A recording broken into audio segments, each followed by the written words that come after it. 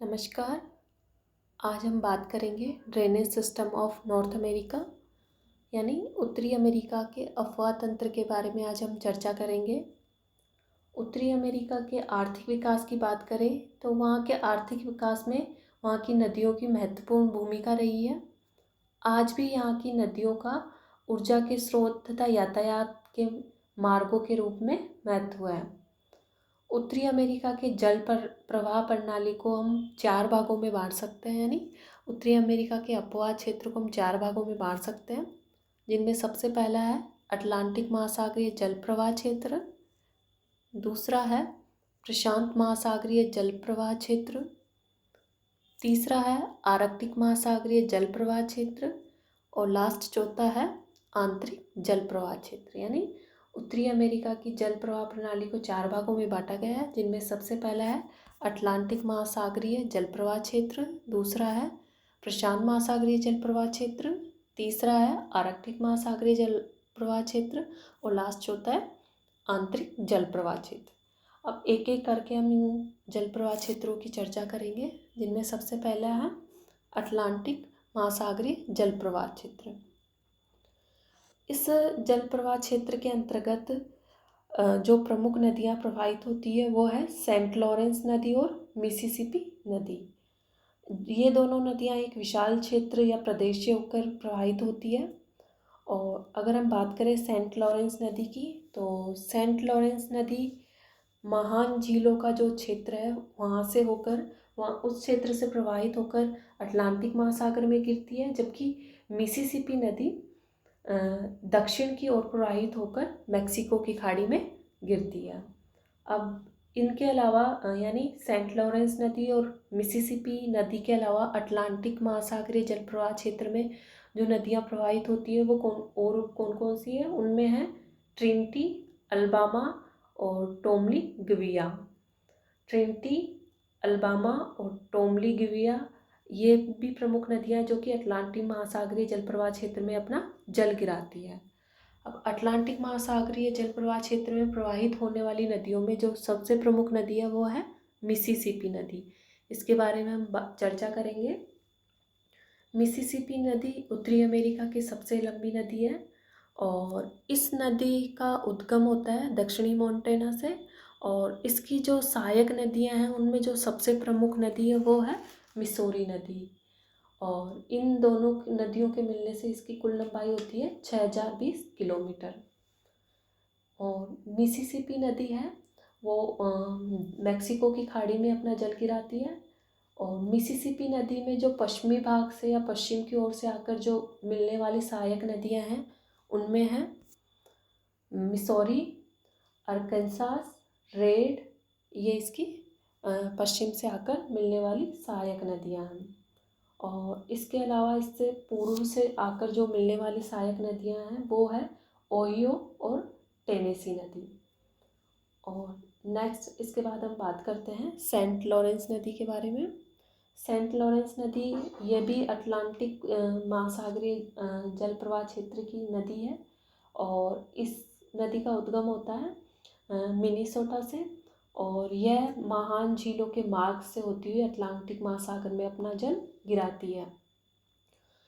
यह नदी महान झीलों के मार्ग यानी ग्रेट लेक्स के मार्ग से बहने के कारण वर्ष भर इस नदी में जल की पर्याप्तता बनी रहती है या इस नदी में वर्ष भर जल की उपलब्धता रहती है।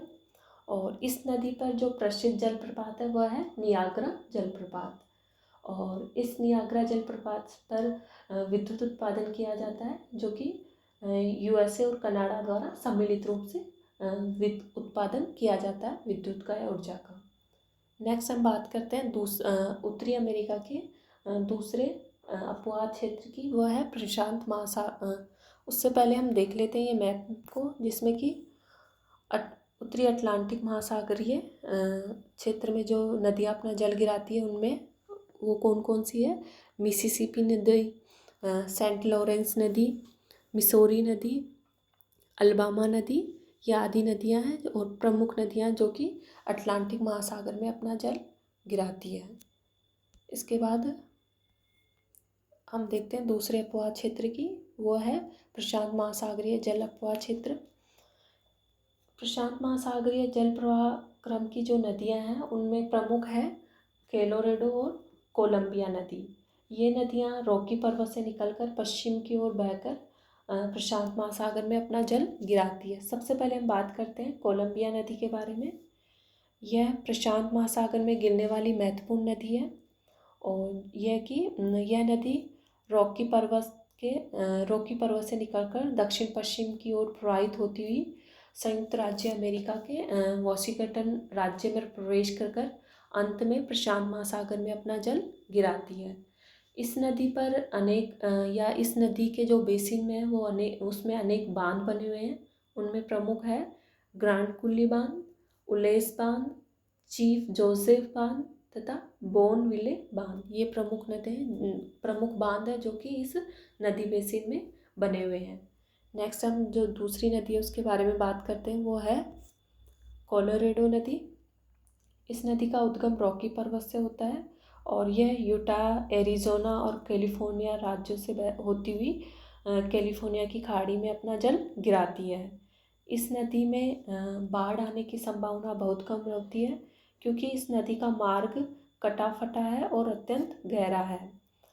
यह नदी कोलोराडो पठार को काटती है और वहाँ पर विश्व प्रसिद्ध गार्ज बनाती है और उसका नाम है ग्रैंड कैनियन गार्ज। यानी जो विश्व प्रसिद्ध ग्रैंड कैनियन गार्ज है वो कोलोराडो नदी पर ही बना हुआ है और ये गार्ज तंग और गहरी घाटियों से बना हुआ है। यानी इस गार्ज वाले एरिया में घाटियाँ तंग होती है और गहरी होती है। इस नदी पर जो प्रमुख बांध है वो है बोल्डर बांध और हूवर बांध।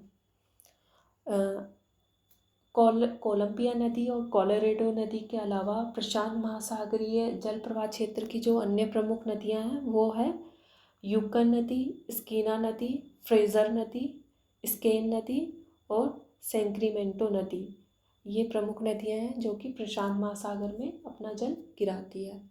प्रशांत महासागर में अपना जल गिराने वाली प्रमुख नदियों को हम मैप में देख लेते हैं।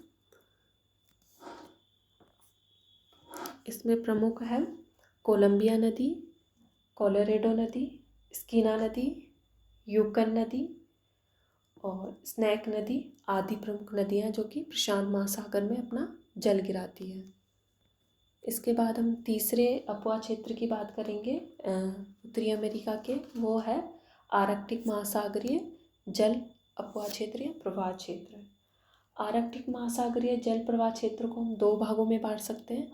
सबसे पहला है हडसन की खाड़ी का जल प्रवाह क्षेत्र और दूसरा है आर्कटिक जल प्रवाह क्षेत्र।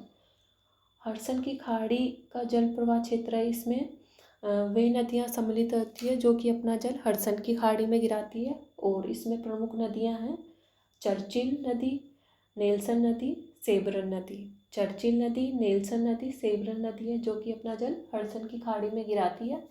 और दूसरा जल प्रवाह क्षेत्र हुआ है आर्कटिक जल प्रवाह क्षेत्र। इस आर्कटिक जल प्रवाह क्षेत्र की बात करें तो इसमें यह क्षेत्र कठोर चट्टानों से बना प्रदेश है। इस कारण इस क्षेत्र में अनेक जलप्रपात देखने को मिलते हैं। इस क्षेत्र की जो प्रवाहित होने वाली प्रमुख नदी है वो है मैकेंजी नदी जो कि उत्तरी अमेरिका की प्रमुख नदी है और मैकेंजी नदी में बाढ़ आने की संभावना अधिक रहती है। नेक्स्ट हम बात करते हैं चौथे जल प्रवाह क्षेत्र की, वो है आंतरिक जल प्रवाह क्षेत्र। आंतरिक जल प्रवाह क्षेत्र के अंतर्गत उस प्रदेश को लेते हैं जिसमें कि नदियां मौसमी प्रवाहित होती है या फिर वर्षा के समय ही, जिनमें जल की उपलब्धता होती है या वर्षा के समय ही बहती है। और इन नदियों की लंबाई भी बहुत कम होती है और ये कुछ दूरी पर बहने के बाद विलुप्त प्राय हो जाती है। ये नदियां आंतरिक जल प्रवाह क्षेत्र के अंतर्गत सम्मिलित की जाती है। उत्तरी अमेरिका के अंतर्गत ग्रेट बेसिन प्रदेश आंतरिक जल प्रवाह प्रदेश के अंतर्गत आता है और इस क्षेत्र में जो नदियां होती है वो छोटी होती है और वो मौसमी होती है, यानी वर्षा के समय ही इन नदियों में जल की उपलब्धता होती है। अगर इन नदियों की बात करें तो इनमें जो प्रमुख नदियां हैं वो है बियर नदी, सेवियर नदी और वॉकर नदी। बियर, वॉकर और सेवियर नदियां प्रमुख नदियां हैं जो कि आंतरिक जल प्रवाह क्षेत्र की हैं। इस प्रदेश में खारे पानी की भी झीलें मिलती है जिनमें प्रमुख है ग्रेट सॉल्ट लेक, यह कि इस क्षेत्र की प्रमुख खारे पानी की झील है। नेक्स्ट हम बात करते हैं महान झीलों के बारे में, जो कि उत्तरी अमेरिका की 5 महान झीलें हैं जिन्हें ग्रेट लेक्स के नाम से जाना जाता है। उत्तरी अमेरिकी की 5 विशाल झीलों की एक श्रृंखला है जिसे कि महान झीलों या ग्रेट लेक के नाम से जाना जाता है। ये झीलें यूएसए और कनाडा में स्थित हैं और इनमें जो 5 प्रमुख झीलें हैं वो है सुपीरियर झील, मिशिगन झील, हारून झील, इरी झील और ओंटारियो झील। इनमें सुपीरियर झील सबसे बड़ी है और ओंटारियो झील सबसे छोटी झील है। आज के वीडियो में इतना ही। आज के वीडियो में हमने बात की उत्तरी अमेरिका के अपवाह तंत्र की। Thank you so much.